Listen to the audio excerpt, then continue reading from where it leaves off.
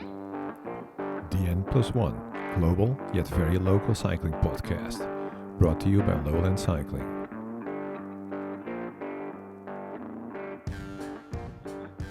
Hi Kim, welcome to the podcast. Great to have you on the show. Hi, thanks for having me. And obviously we also have Jeff on the show. Good afternoon, Jeff. How are you? Good. How you doing, Jerry? Doing well. So, Yeah. Jeff, do you want to kick it off with a first question for Kim? Sure.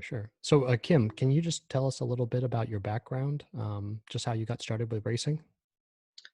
Sure. I started track cycling in 1996. I was 9 years old. No one in my family had any idea cycling was really a sport or what a velodrome was, but my mom was a nursery school teacher, and one of her former students we just ran into one day. I think it was at a grocery store or another store locally, and they were telling us about this great free developmental program at this local place called the Velodrome, the Lehigh Valley Velodrome. And I decided to try it out one summer because I enjoyed just riding my bike around the neighborhood, and really just took off from there.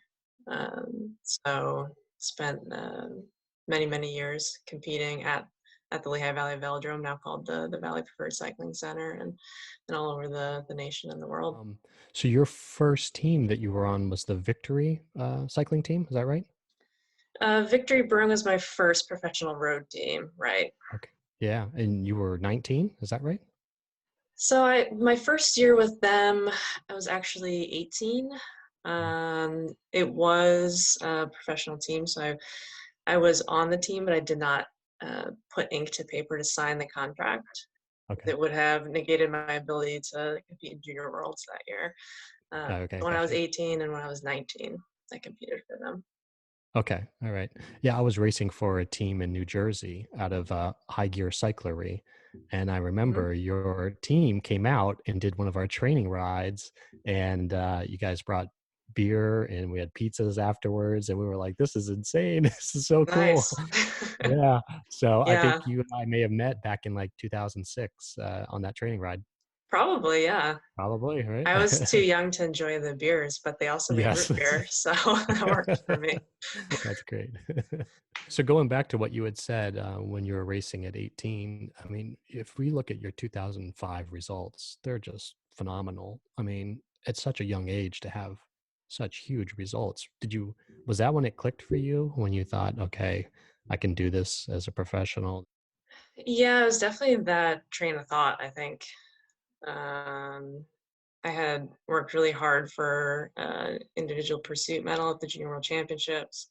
I had worked really hard to win the Best Rider award in Philly at the Philly Classic, and everything sort of coming together. It's a really good sign that have some sort of ability in this sport and can take it really far.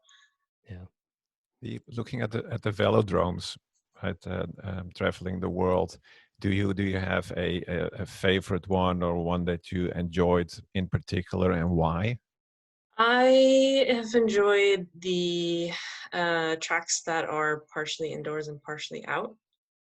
So I really enjoy training outdoors and racing indoors. So the indoor tracks tend to be faster, which is great for competing.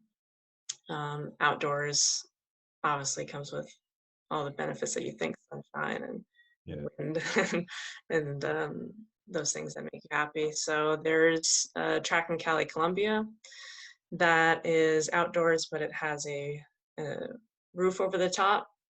So where the windows would naturally sit, where the spectators are, that's just open.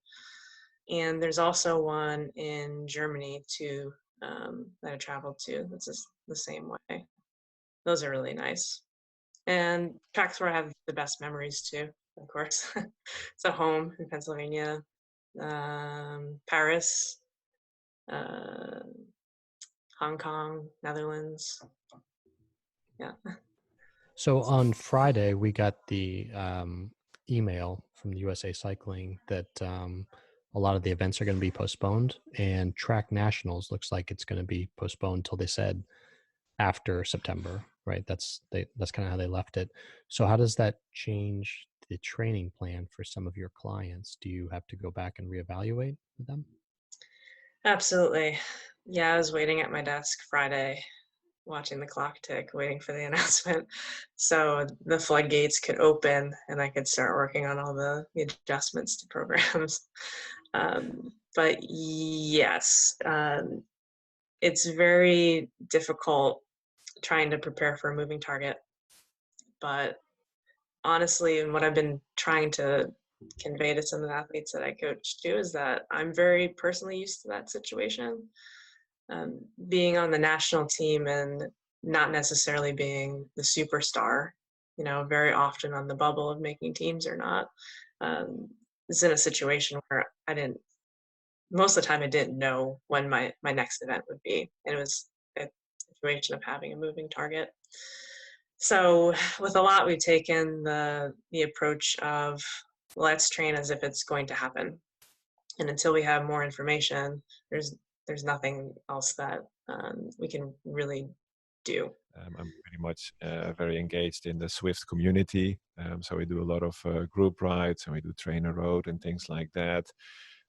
What's your view on, let's say, these online platforms? I've seen a real benefit with the riders that I coach, even before COVID and the lockdowns, that there's some sort of extra added motivation even to complete a structured workout that I may provide on these virtual platforms.